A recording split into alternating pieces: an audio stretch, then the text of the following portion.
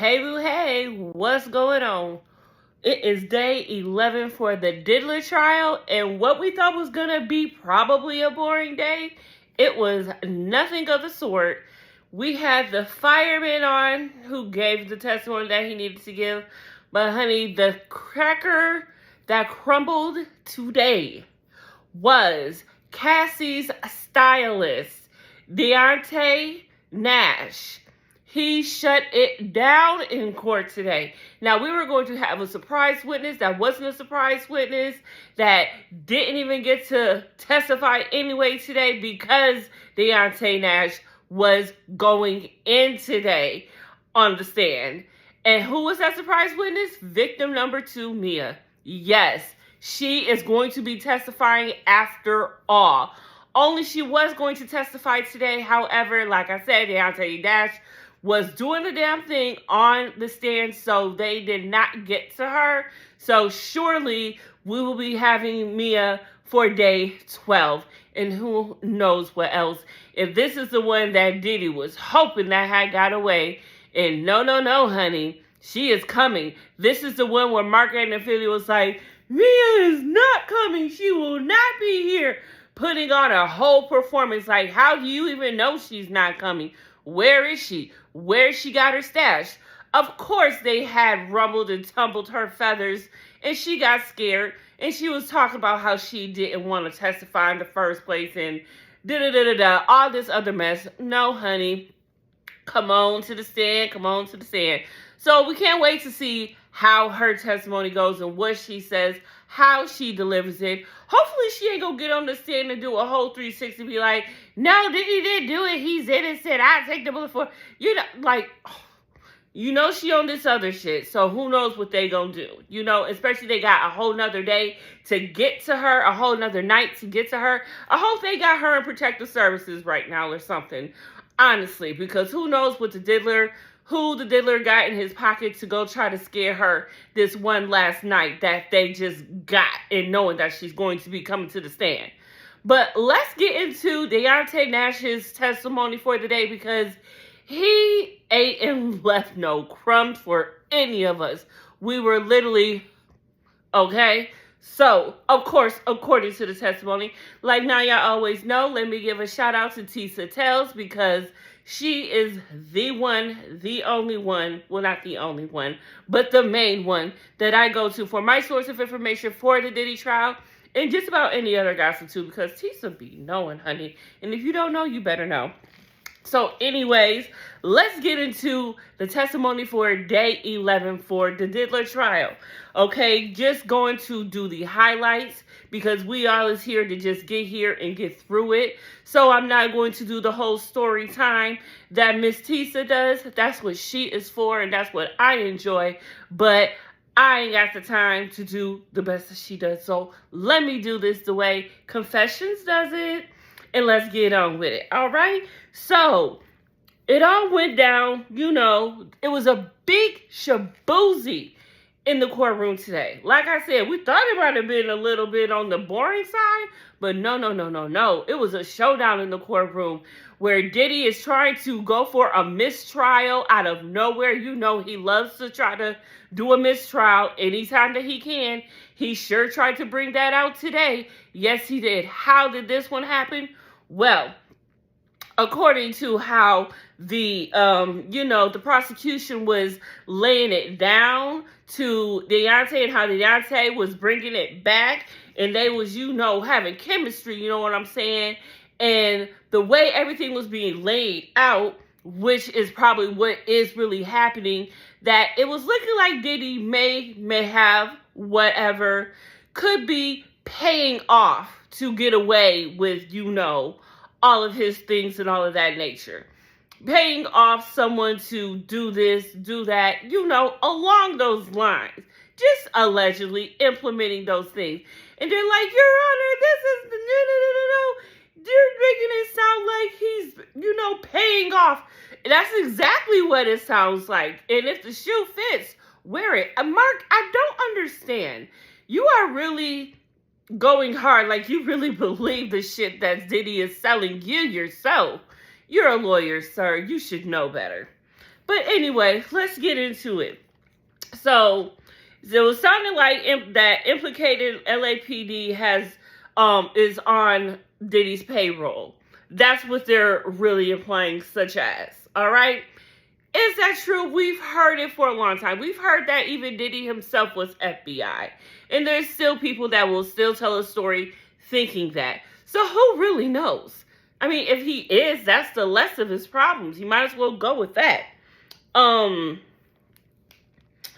LAPD officer who was investigating the Kid Cudi situation, he was on the stand. And they were talking about the whole robbery and the trespassing and how is this robbery and how is this trespassing? Because you went through all of his shit. All right, you opened it. Who knows what was really there? Trespassing, you definitely did that. And so, along with, they're trying to cut holes in Capricorn Clark's testimony that she gave yesterday. But the way that it was going, it seemed like they were only helping the cause and corroborating what exactly that Capricorn Clark was saying. And that's how it seemed to be going on. They wanted to go into the whole female DNA on the Molotov cocktail and all of that because the handkerchief had fell out of the cocktail when they were trying to do the big shaboozy and the big kaboozy. And that is another thing that was talked about today because of the fact that the handkerchief fell out. The cocktail didn't have the massive impact that it could have had, and maybe that they were hoping to, because there were 2 other cars in the parking lot when this whole entire thing went down. But they chose to put it in the one closest to the house, okay? And if that's the case, if that cocktail would have stayed intact the way it should have, it could have done more damage as to hit the house and burn down the house. Like he said, Diddy was there to off Cudi according to Capricorn's testimony. So that fits the bill. It fits the bill a lot. All right. And then the whole thing with these fingerprints that were on this cocktail, the DNA.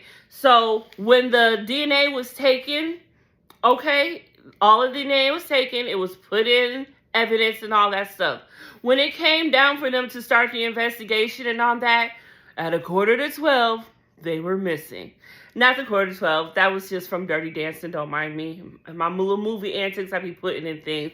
But yes, so they went to go do the investigation. And by the time they went to go do the investigation, those fingerprints that they had, results, whatever they were exactly, the fingerprint cards, they were gone. Where did they go? Is that unusual? No, it is. Yes, it is. It's very unusual. Where did it go? Where are the fingerprints? So they're just saying, along with the fact that they did the whole corroborative thing of going through the steps and the time of everything, well, at least Tisa did, of how, Diddy had very much time to do what he did. They were going on and on and on about the map, showing the map out of Kid Cudi's area where he lived. And they were talking about this whole thing of a dead end, saying that they couldn't have been there because how would they have gotten out? There are many, many roads they could have took a left on before that dead end came. So everyone is trying to make it seem like it's this dead end, but no, even the jurors can clearly see that you could have turned multiple times, sir. You give it up. Try, give it up, turn it loose. It's not working. It's really not happening. And so after all of that, also everything that Deonte said, the investigator said just matched everything that Capricorn said. So all of the holes that they were trying to poke into her testimony, no, it just made it stronger. Stronger than yesterday. Literally stronger than yesterday. Because she did her testimony yesterday. And today they just made it stronger from her testimony yesterday. It just had, I don't know exactly, Diddy's team really did not have themselves put together.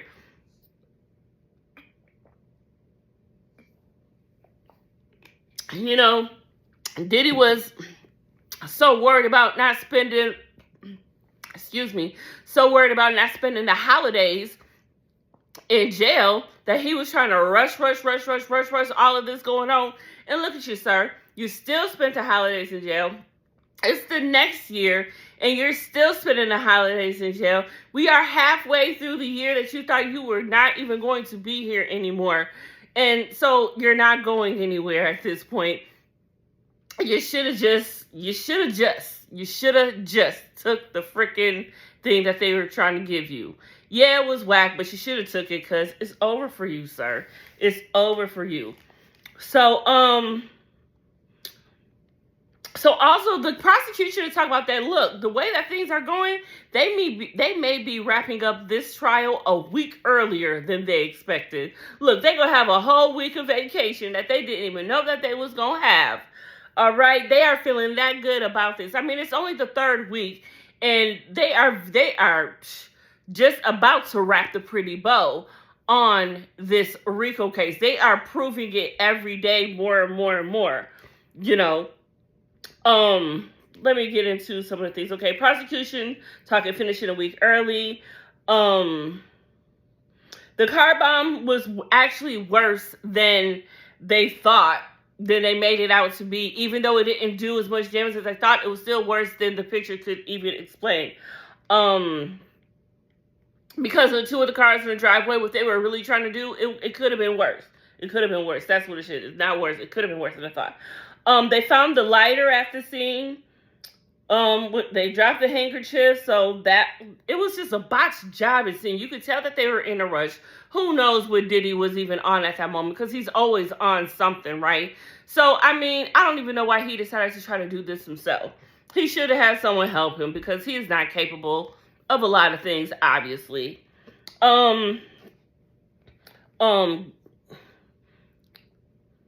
Yeah, so had the glass not shattered, it would have, the porch would have been, the porch was the closest to the house. Because the handkerchief fell out, the cocktail wasn't so great. Besides that, 2 types of fingerprints were on the door also of Kid Cudi's car that they had. And I don't know if that was there still or not, but there were 2 fingerprints on the door. And so that goes to show someone else besides Kid Cudi was putting their fingers on the door. So that shows that there was someone going into his house trying to get in. That's the break. That's it right there. There's that. The fingerprint cards were destroyed, so he couldn't do the cross-reference when it came down to it. We talked about that already. And then that's when the sidebar happened, and with the judge, and Mark Agnifilio was trying to have a whole entire meltdown over the fact that they were implementing the fact that perhaps Diddy was had someone on payroll or paying someone off to hide evidence, because the whole thing when they was talking about it, Diddy had mentioned, like, look, to Capricorn and Cassie, like, look, y'all better go to Kid Cudi and tell him not to say nothing. I better not be implemented in this whatever. So y'all better go to him and make sure he don't say nothing. And that is when they did go to him, and they talked to him for 2.5 hours. And he never did say anything about Diddy. He never mentioned anything about the pew pew. And Mark Agnifilio was still making a big deal about the pew pew. Like, get over it, sir. You're still trying to just make something happen that's not going to happen. It just ain't. I'm trying so hard not to say stop trying to make fetch happen, because that's what Tisa was saying, but that's what I be really saying all the time. For real, stop trying to make fetch happen. Shoot.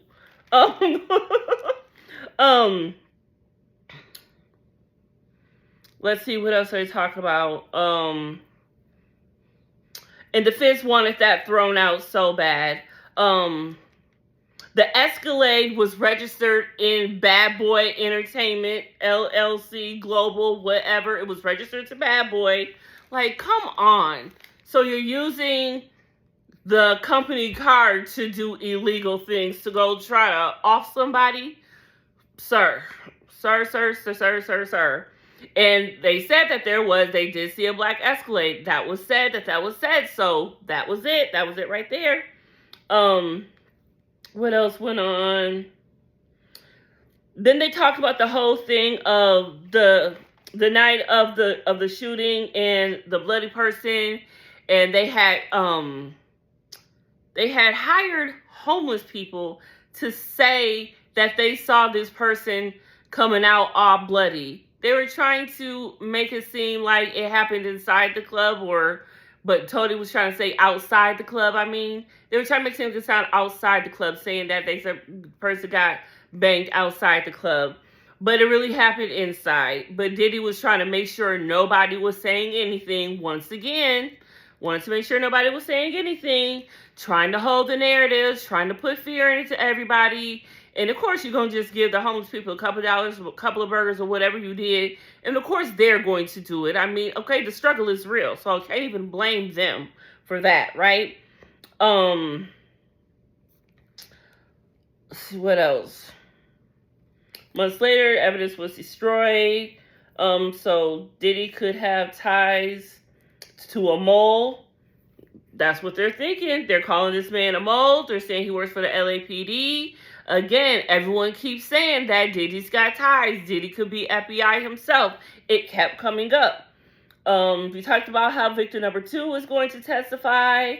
There's also something else that's going on, that Diddy has a whole nother case in California, which is totally different from what's going on right now in New York. So, you see how Donald Trump is out here giving pardons to the blacks today. He came to the hood for the pardons today, y'all. Santa Claus came straight to the ghetto. Isn't that sweet? Orange Santa Claus did, if you will. And if he just happens to want to go barking up Diddy's tree and give Diddy a pardon, I am so nervous. Please don't let this happen. Like I was saying, please just wait till after the trial. Let him squirm and go crazy and be humiliated or whatever that is going to happen to him during the trial. Please just wait till after the trial to do it. Don't do it now. Don't be nice now. Please just let us have this. I have no life. Please don't take this from me.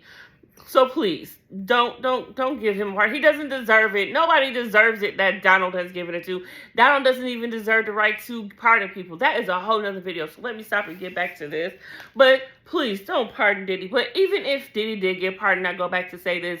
Even if he did, pardons are only, I think, for like statewide, not just nationwide. So even if he gets pardoned in New York, that is going to be different. He can still be tried in California, I believe. Not sure, but hopefully. But we gonna hope that he don't get pardoned, period. That's the hope creed. We gotta go by the hope creed, because that's all we got, y'all. That's all we got. We talked about how I actually did this nice in a pretty little bow more than I thought, because I remembered a lot of the things that I wrote down. So I'm just going through everything, but I actually already touched on it. Look, this may be quicker than we thought. Look at me learning better.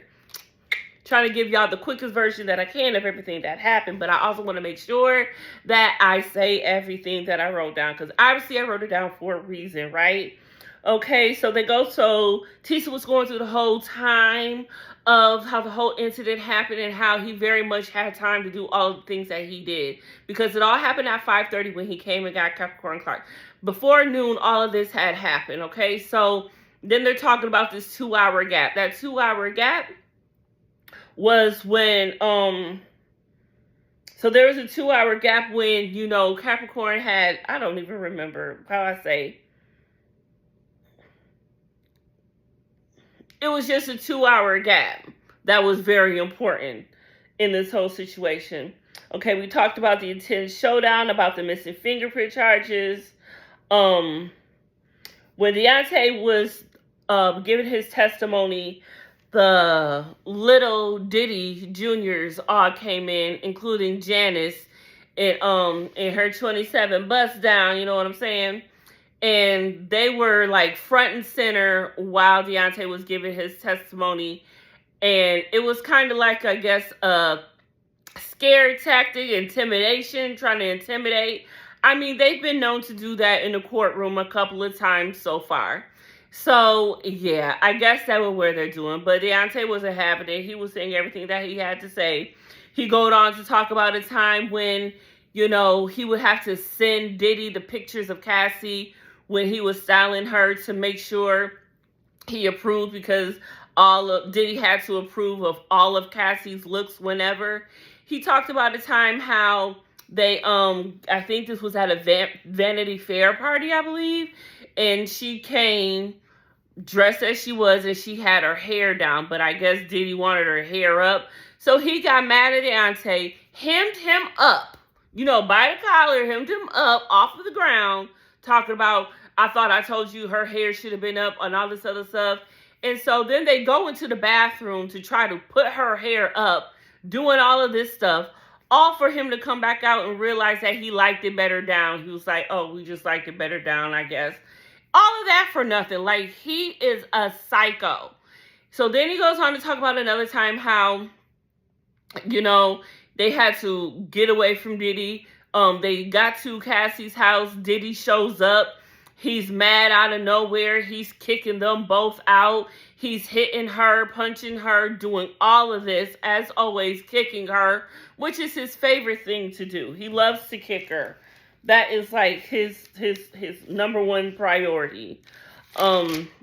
Let's see. Yeah, he spent time with her as a stylist. He was subpoenaed to come. He didn't want to. He was subpoenaed. And what should I don't know why, but several times Tisa let us know that he is a cutie patootie. So I need to see who he is for real. I need to see how cute he is. He was paid by Viacom's company. That's when he found out that him and Cassie were dating. He talks about how names for Cassie were baby girl, this, that, the third, but also he would call her bitch, slut, and hoe. He would say things like, bitch, stop playing with me. B, get over here. B, do this. And all of the time, and you ain't nothing but a slut. And I'll beat your ass anyway. B, you know, he was just derogatory talking to her. And he witnessed that. He said that the threats just always just kept going. And he said, and he always threatened that he'll never release her mixtape. She had a mixtape that was like #1 that year. And, you know, if you got a mixtape and it's just a mixtape, you know it's just a mixtape. But if it's got that much going on, like, you can, like, push that out. He never gave her that opportunity. Like, he was really her downfall for her career. He really was not letting this woman have a career. And maybe she wasn't talented, but she did have talent. And good enough to where she had the best mixtape of the year. All right? Cassie has some bangers. Me and You is that song. Come on now. That still resonates to this day. It is a classic. Yep, and he threatened her parents that he was going to send. When they got into that whole big argument and Deonte and her drove away, he followed her and made them pull over. He threatened her that he was going to release the tape anyway on, you know, holidays, the freak off tapes. He was going to send it to her parents' job and get them fired. And he is just the most horriblest man ever. Like, ever. Cassie was just not allowed to have any friends. Like, he didn't like the fact that she hung out with a stylist, I guess. Like, she didn't have anybody, and he just made her isolated. And, of course, that is a tactic. So, again, like, he would take everyone away from her. She wouldn't have the resources to get away. Once everyone's away from you, how you feel just calling someone out the blue? Like, hey, I know I messed you up, and I know he don't probably, you know, did this, that, and the third to you, and I know that's why you don't want to deal with me no more, but can you come get me? Like, no. Of course you wouldn't. Like, people just don't think, because you ain't never been in that situation before. Thank goodness for you. But God, where is the heart for the people who are? Like, you just don't know. I can't stand the type of people who can't see themselves in another person's shoes to have any empathy or sympathy for others. It's just, It's like, people like that really annoy me. Yeah, she wasn't allowed to go out without Diddy ever. Him and Cassie told they had to stay home. Oh yeah, it was even a time where he was telling Deonte like even he can't go nowhere. He was even trying to freaking have control over Deonte. Like, what is wrong with you? You really think you have that control? Like, he has been getting away with it that long that he just thinks he can just say things like that. It just mind boggles me. Yeah, we talked about how he had to improve her looks in the time where she had her hair down at the Vanity Fair party. They were trying to put it up in the bathroom, decided to want it down. Yep. We talked about that. Cassie has recorded hundreds and hundreds and hundreds of songs, and we've only heard like 2. That's messed up. Where are her songs? I bet there are songs that he ended up giving away to other people. That's what really messes me up. Probably just gave it away to other people. Mary made her go to the studio with him when he was doing, because he's always in the video, always on the song. I could just imagine the things that, oh my gosh. And it is sad that, she still spared him and didn't tell everything. Like the fact that he wasn't just making the videos, he was also part of some. But will we ever find out the truth about that? Because there came a time where Deonte was like, girl, let him put the tape out. It doesn't even matter. He owned the tape too. And she told him no, he's not. He recorded me with other people. It's like, damn. But he's got to be on some. I mean, come on. We know that he was having some type of fun and stuff. I know that all of that wasn't just for him to watch. All of that wasn't just for him to watch. Because if you was just watching why are you in a hijab and nothing else? I'm just saying, what's that about? Just saying. So yeah, talk about how Mia didn't testify today because Deonte was on the whole day. We'll get to her tomorrow, possibly. But the story that he painted, that horrible story about that, is just crazy. There was a time where she threatened to jump off of the balcony because after he just went to town on her, he wanted her to come back down to him just so he could do it again. It's like, this is the type of guy that she was dealing with. This is the type of monster that Diddy is. The defense, Mark, Brian, they just ask stupid questions. Just stupid questions. They probably did that on purpose to waste the time so they would have time to get to Mia tonight. I can only imagine. The tactics, there is no limit. There is no limit to what Diddy will tell them to do, and there is no limit to what they will do for Diddy. I mean, there are people really just walking around here with free Diddy shirts on. It's just crazy. It's just crazy. One time on her 29th birthday, Diddy had called her, and I guess she didn't answer. He showed it was like, bitch, did not tell you to answer. Come, and he started whooping her ass then. And that was the whole thing. And that's when Deonte was there and Mia was there. Deonte and Mia both at different times jumped on Diddy's back because he was just going to town on Cassie. And the whole time they were on his back before he swung them off, he was still just going to town on Cassie. The man was on that shit. And when you on that, you feel like an Incredible Hulk and you can do whatever, and you got that much rush in you and that much horror in you that you can do all of that. That had to have been wild to see. Just saying. Mia jumped on him. He was still beating her. Blood was all over her face while he's just still going to town. Mia went and got the towels while Cassie got up to hide in the bathroom. And he gonna say, look what they made him do. He would blame it on, you just had that whole manic episode and just whooped Cassie's tail. And you're gonna talk about, look what they made you do to her? Are you serious? You blame Deonte and Mia? What is your problem? He came back, he was like, let me talk to Cassie. He grabbed her by her hair and the shirt, and he was like, I don't give a fuck what y'all got going on. Get out, get out, get out. That's when he had kicked them all out, and he was pushing them out and just kicking Cassie out to the lobby and basically onto the street and all of that. And that's when Tay had to run to go get his car and try to save the day, and that's how they got away. It's just nuts. It's just nuts.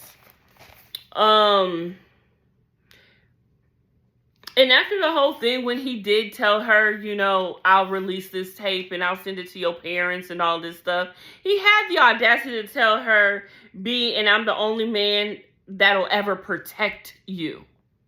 I'm the only man that'll ever protect you?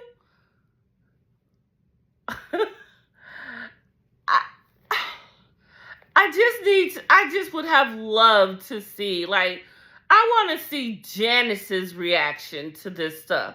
What is her reaction to her baby boy doing this? This is the man that you raised. This is what you raised. You made this. This is the project of you. How do you feel as a parent, as a mother? I would love to know. I would love to know.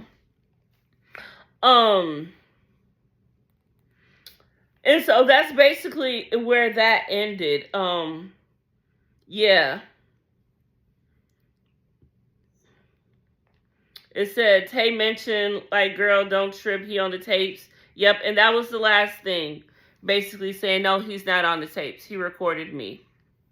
And that's when they had one so long that they had to end the day. So perhaps he will be back on the stand tomorrow because they get to redirect still, I think, with him. And then we should be getting Mia finally.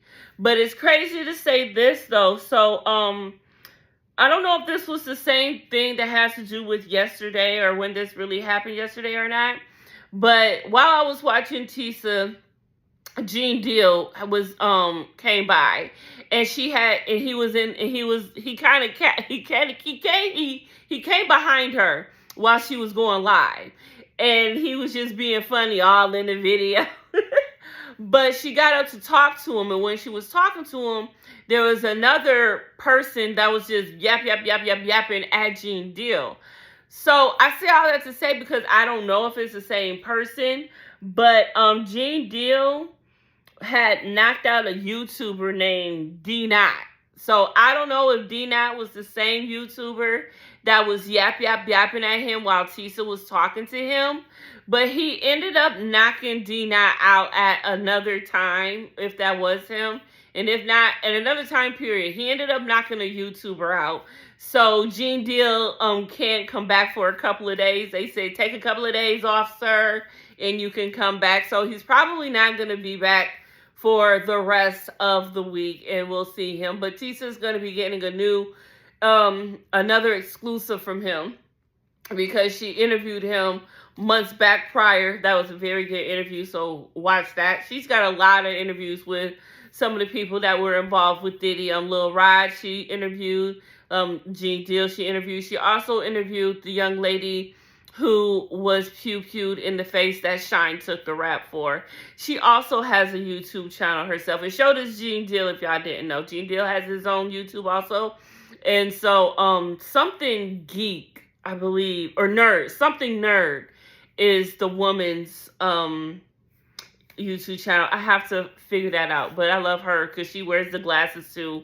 Oh my goodness, I didn't wear my glasses. I need to start wearing my glasses. Ever since I've been out the hospital, I have not been wearing my glasses because I haven't been dressing up. But y'all know I'm the glasses girl. But that is going to do it for tonight for day 11. And hey, we'll be back tomorrow night with day 12. And as always, Tisa, thank you for doing what you do because without you, couldn't do this tonight. Peace out.